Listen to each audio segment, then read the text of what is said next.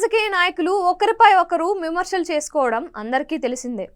నువ్వు 1000 కోట్లు తిన్నావని ఒకరంటే నువ్వు 100 కోట్లు తిన్నావని మరొకరు అంటారు. ఈ విమర్శలు కామన్. దీనిలో నిజాలు ఆ దేవుడికే ఎరుక. ఎన్నికలు ముగిసిన తరువాత ఈ విమర్శలు ప్రతి విమర్శలు కూడా బుట్ట దాఖలవుతాయి. కానీ ఏపీలో కాంగ్రెస్ చీఫ్ వైఎస్ షర్మిల చేస్తున్న విమర్శలు, చేస్తున్న కామెంట్లు చాలా సీరియస్గా ఉన్నాయి. అందులో ఆమె చేస్తున్న విమర్శలు ఎవరో రాజకీయ ప్రత్యర్థులపై కాదు, సొంత అన్న. ఆయన ద్వారానే రాజకీయాల్లోకి వచ్చారు. కానీ ఇప్పుడు నిప్పులు చెరుగుతున్నారు. ఈ పరిణామం దేశంలో మునుపెన్నడూ చూడని రాజకీయం. మునుపెన్నడూ ఏ రాష్ట్రంలో జరగని రాజకీయం. గత 2 మాసాలుగా అత్యంత కఠిన వ్యాఖ్యలతో షర్మిల విరుచుకుపడుతున్నారు. ఇప్పుడు ఎన్నికలకు సమయం చేరువైన నేపథ్యంలో ఈ దాడిని మరింత ముమ్మరం చేశారు. అయితే ఈ సందర్భంగా షర్మిల చేస్తున్న వ్యాఖ్యలు, చెబుతున్న విషయాలు నిజమేనా అనే సందేహం వ్యక్తమవుతోంది. ప్రధానంగా మాజీ సీఎం దివంగత వైఎస్ రాజశేఖర్ రెడ్డి పేరును ఛార్జ్షీట్లో ఎక్కించారని ఆమె 2 రోజులుగా చెబుతున్నారు. అయితే ఇది సీఎం జగన్ చేయించాడని, కన్న తండ్రి పేరును ఛార్జ్షీట్లో ఎక్కించేలా చేసింది జగనేనని షర్మిల చెబుతున్నారు.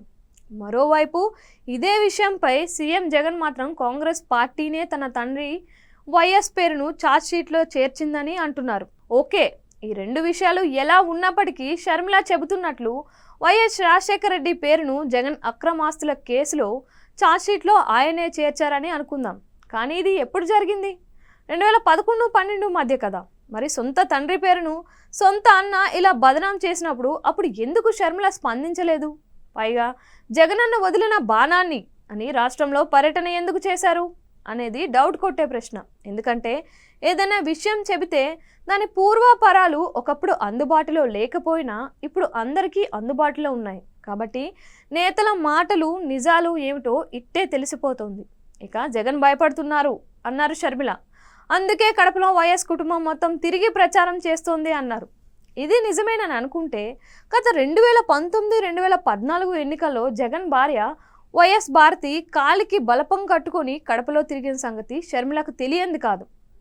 అంతేకాదు, వదిన ఆరోగ్యం జాగ్రత్త అంటూ షర్మిల చేసిన వ్యాఖ్యలు ఆమె మర్చిన జనాలు మర్చిపోలేదు.